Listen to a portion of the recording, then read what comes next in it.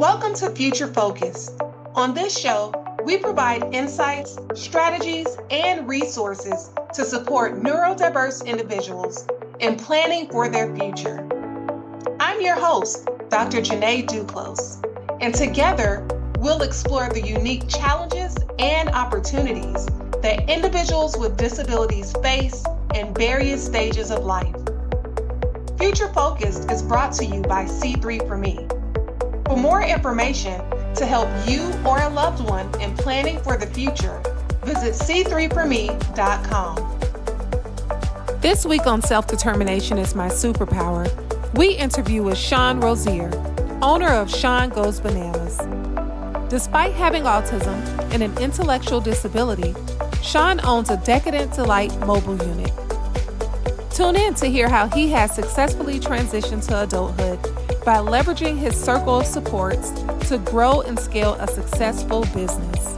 So welcome to Self-Determination is My Superpower, the show that answers your questions about navigating neurodiversity while planning for your future.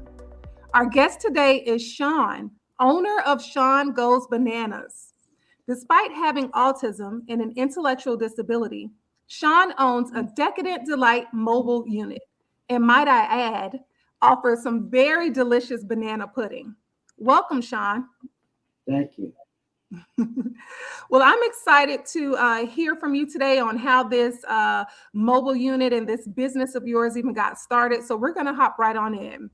So the first question I have for you today is, could you share a bit about your journey as a business owner? More so what inspired you to start your own Decadent Dessert mobile unit? Okay. You want to let her? Shawn Goes Bananas. You have to speak loud. Okay.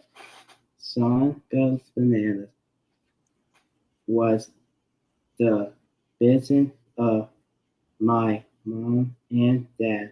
They wanted to make sure that I have a job that likes and I could set my own schedule. Mm-hmm. I had culinary class in high school and worked at Small Cakes for almost 2 years. Very good. Wow. So you worked 2 years prior to starting your own business. That's amazing. So you went into this having some experience and coupling your passion with that experience, now being a successful business owner. Kudos to you for even going after what you want to do in life and being able to have that flexibility and set your own schedule. You mentioned mom and dad, right? The vision behind Shawn Goes Bananas came from mom and dad. And we have mom with us today. We have your mom, Sonia Clark Rosier, on the call today with us. Sonia, if you don't mind, could you share with us a little bit about what you envisioned for your son that was transitioning into adulthood, right? At the cusp of leaving high school, having some previous experience when it comes to working at Small Cakes, but then taking it to the next level where you were coupling his passion with his experience to get him to where he is today. Mm-hmm. I'm thinking back, as a former educator, even early on for my own child, I never, most of us as parents think about middle school. We don't think about the future. We don't think about, they're going to grow up. They're going to need opportunities. And sometimes for people with disabilities, you have to create those opportunities. So when Shawn was in 10th grade, one of our friends locally bought Small Cakes. And so I approached him when Shawn was in 10th grade and said, hey, Shawn's taking culinary classes at Wakulla High School. And I am thinking that, this might be a good opportunity for him. We had a previous catering and cupcake business. So this may be a really good opportunity for him. So, of course, he responded with a resounding yes, whenever you're ready, he can start. And I'll be frank with you, it took about 4 years to get to that point because Shawn had pretty much gone into post-secondary by the time we got him to Small Cakes. And my good friend was the culinary instructor at Wakulla. She said, Shawn does really, really good with culinary and cakes and things like that. He really likes it as long as he has his peer mentor and he's patient. And I still have the picture of this cake he created, with number one student or something. I can't remember what it said, but I remember it was yellow with green frosting and everything. And he'd done just a really good job. So Shawn transitioned to post-secondary, and he didn't like that. And particularly for people on the spectrum, it's very difficult for them to express and communicate verbally. But lots of times their actions express what they're feeling. And so as Shawn began this post-secondary program locally, he started not wanting to go. And that's not Shawn. Shawn loved school. He always loved participating. He loved being there. That was his time to socialize. He loved his teachers. And so I knew something was changing. And really what it was that it was not fulfilling for him. He wasn't getting anything out of it. It wasn't meaningful. Yeah. It wasn't meaningful. And I think that, to be frank with you, it was more of like, I'm just kind of there. And so there again, I backtracked and talked to Brent and said, hey, you know, I think we're ready for that opportunity. By that time, we had set up Shawn with a job coach through Future Pathways. And so we were pretty much ready to go. And so that led to the experience, but what really led to creating Shawn Goes Bananas. We were preparing a couple of years ago for an event at our church. And I had this banana cream pudding that people always asked for. They never stopped asking for it, even though our catering and cupcake business had been closed for probably 6, 7, 8 years at that point. And you know, we were getting ready. It was a pretty big event, maybe 200 people. And my husband was like, he was about to retire, and he said, Shawn doesn't get a free pass. He needs to come help us, get everything together for this event. Yeah. And Shawn comes and he starts laying out the cups and crushing cookies and all of that. And my husband just looked at me like a light bulb moment and said, I think we could do this for a business for Shawn when I retire. And hence the creation of Shawn Goes Bananas. A few months later, we hired someone to design the first logo. We're at probably logo number 4 now. Love it. Here we are today, where I am many, many cups into eating banana pudding, thanks to Shawn. So that's very inspiring to hear, again, how you were able to identify his strengths, right? As well as advocate for him to receive certain supports and experiences and exposure that he may not necessarily have had the opportunity to have otherwise. So kudos to you, Mom. Oh, well, thank you. Thank you. Shawn, I'm going to come back to you. I have another question for you.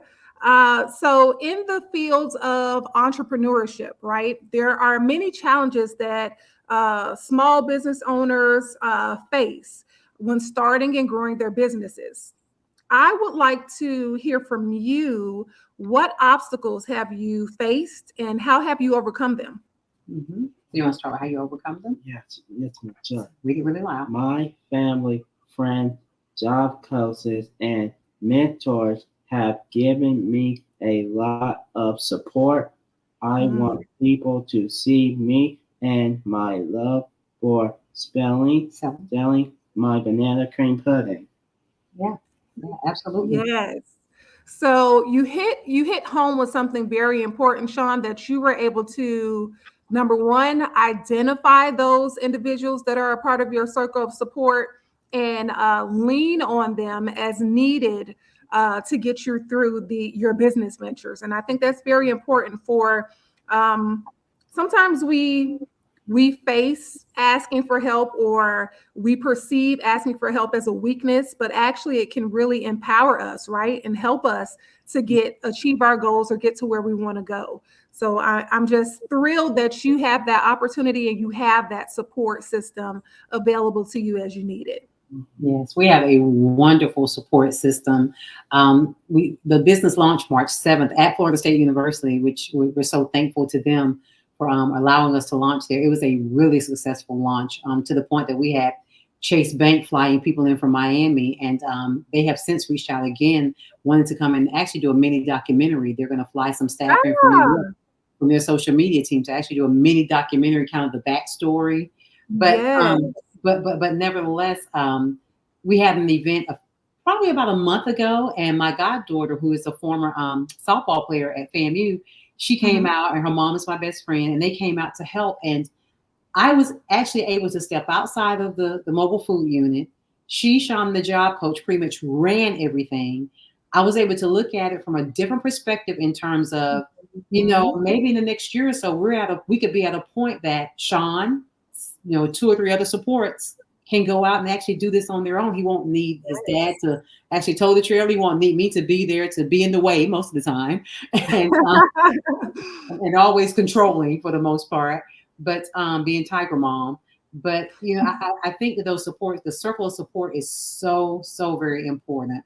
And if you can really, garner that and really put that in place before you want to go into to owning your own business and self-employment, because there are going to be obstacles.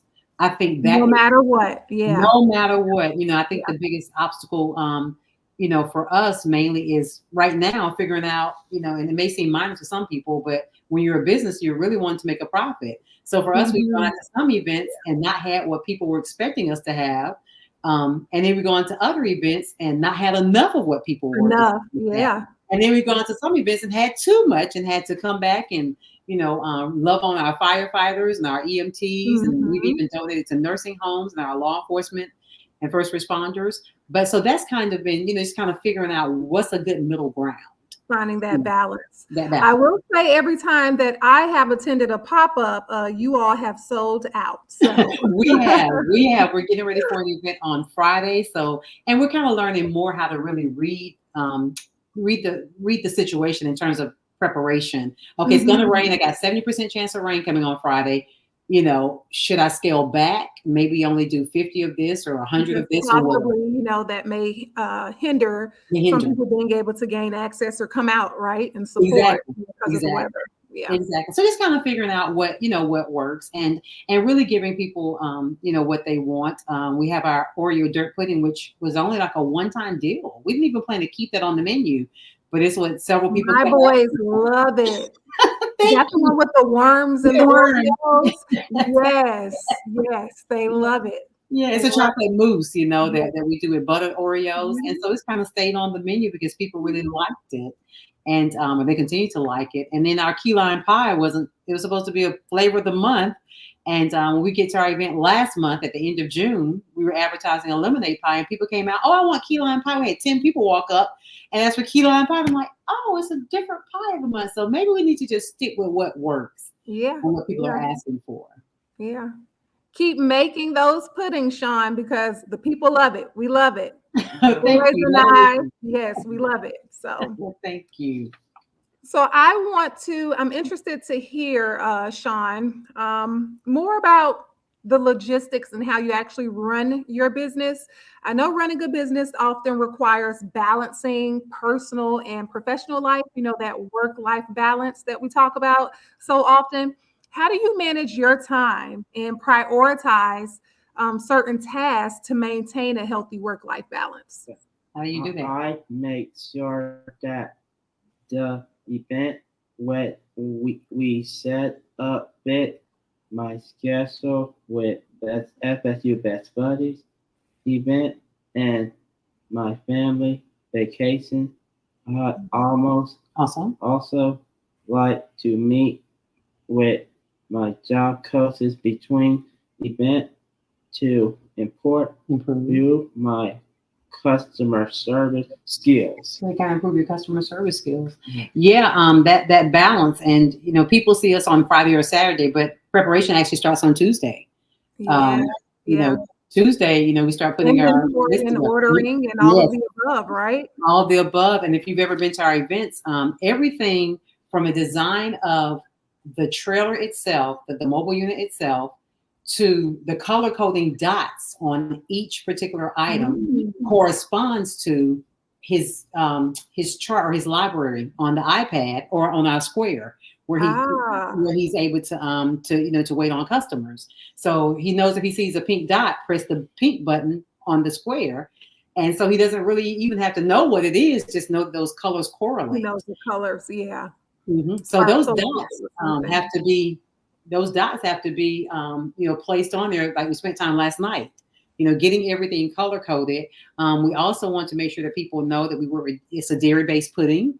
Mm-hmm. And so, we have to make sure that people know that there's a possible, if you have an allergy, you may have been exposed to be aware of, dairy, wheat, soy, whatever. We do have the gluten-free version. Our Yes. cookies are gluten-free. Which Everything's is just as yummy, by the way, because I've had that too. Thank you. I guess with me, I want all my sugar, I want all my fat, I want all of that. But we have received just wonderful feedback on, we call it the skinny.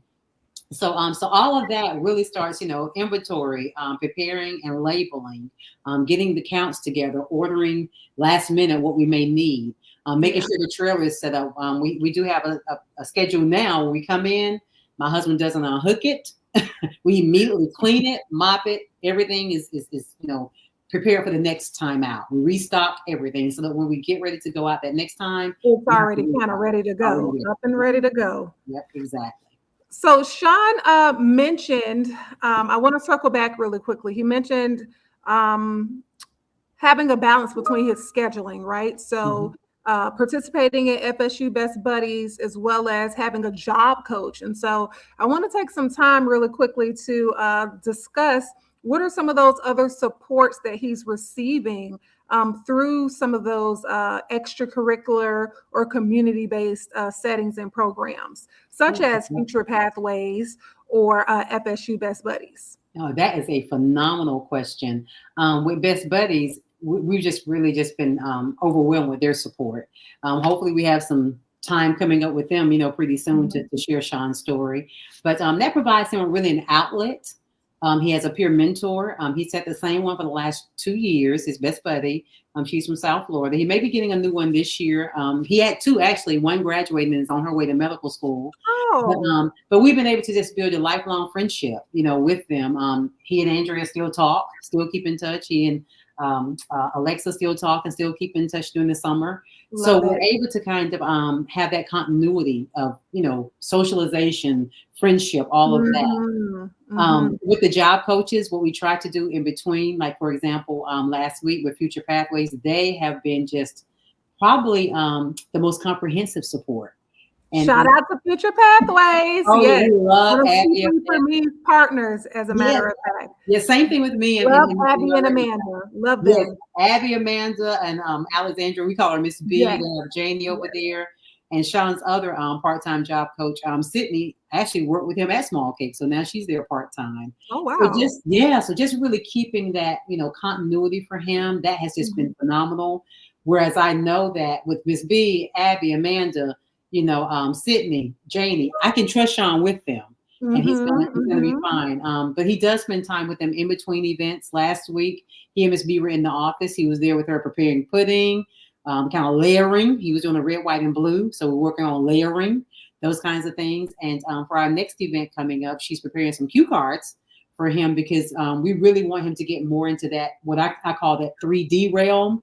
We're speaking virtually now, but I want him to be able to actually be there physically in the same space with his customer, standing outside the trailer, handing the product to them, saying thank you, interacting with them to really build his level of confidence when it comes to socializing and socialization. Awesome. So there's levels to this. We are continuously sharpening our skills and building our capacity. I love it. Love it. Yes, absolutely. Absolutely. That is, that is key, but just really working around, that work-life balance. Shawn was a summer learning partner this time for the Summer Institute over at ACE.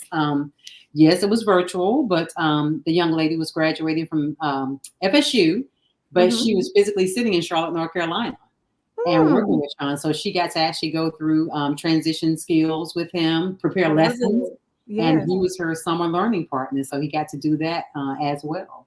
So it's just been a wonderful time. Go, Shawn. You have been very, very busy this summer. Very, very busy. He's like, yep. What's your name on Fridays? The lady you meet with on Fridays. You just met with her last Friday. Raven. Raven. They got to meet with Raven. Okay, so that was who he was paired with for the summer? The summer learning partner, yeah. Work on transition skills. Love it. Love it. Love it.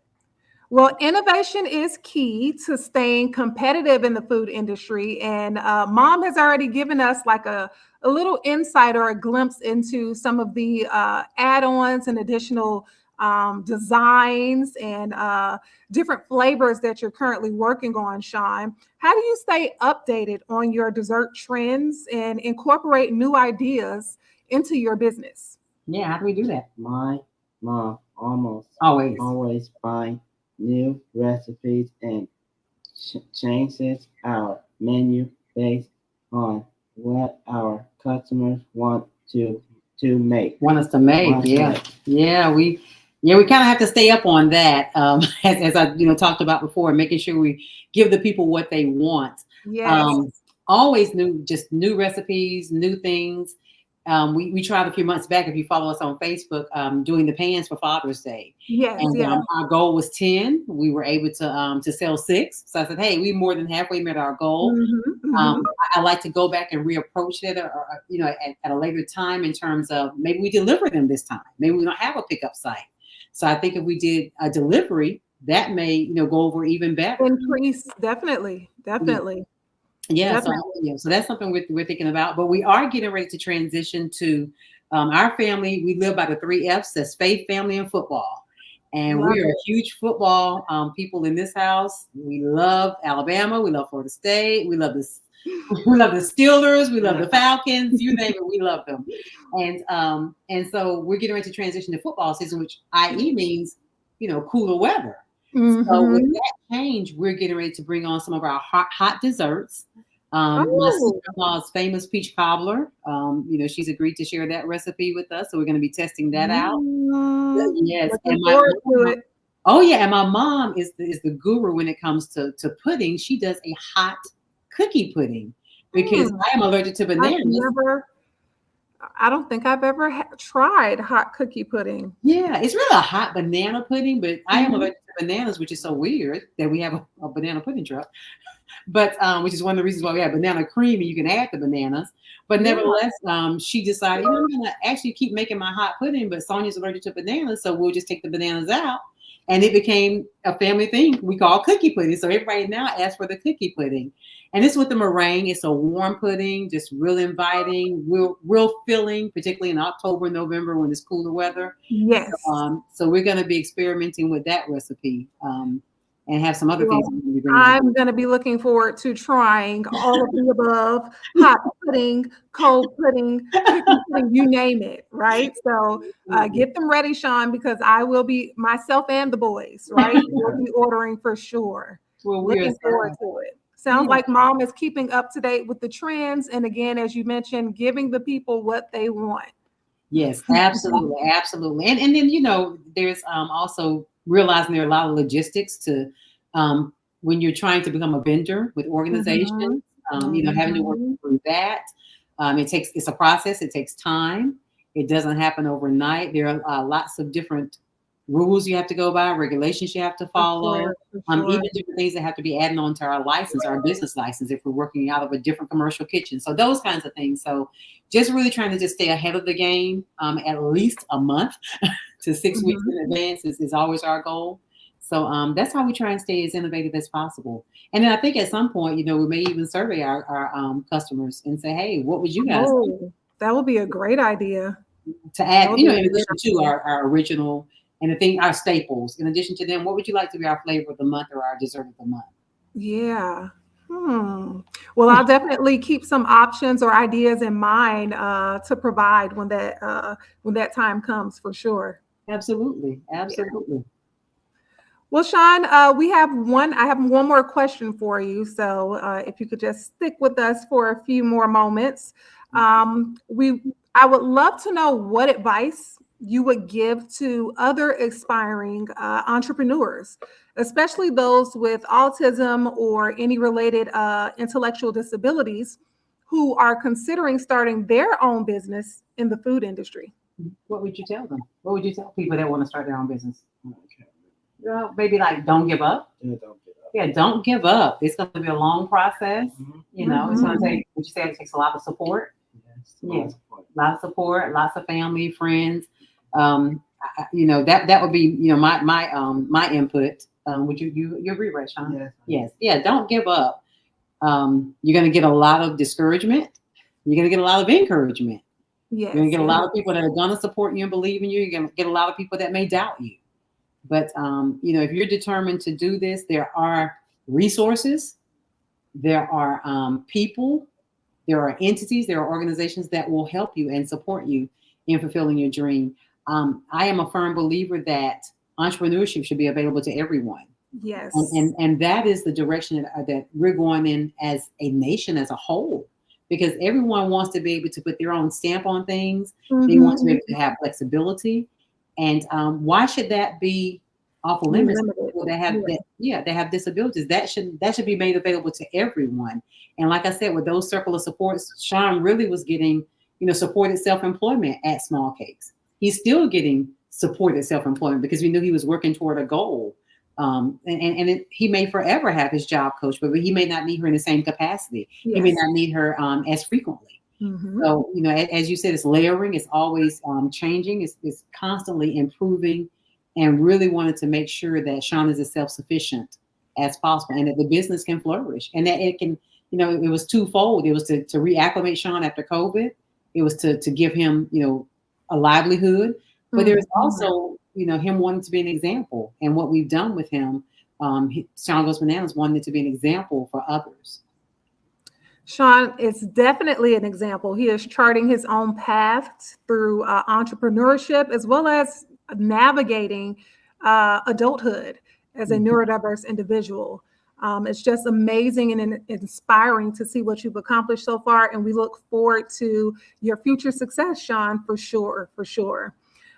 So this concludes our episode today. We want our listeners and viewers to join us for new episodes each month on Self-Determination is My Superpower, the podcast series that helps you navigate neurodiversity and plan for your future. Shawn, any last words for our listeners and viewers? Any last words? Want to tell them to go bananas? Go bananas. Go bananas. And he does have on his shirt with his shirt on today. Yes. Love it. Love it. All right. Well, tune in, guys. Until next time. Thank you.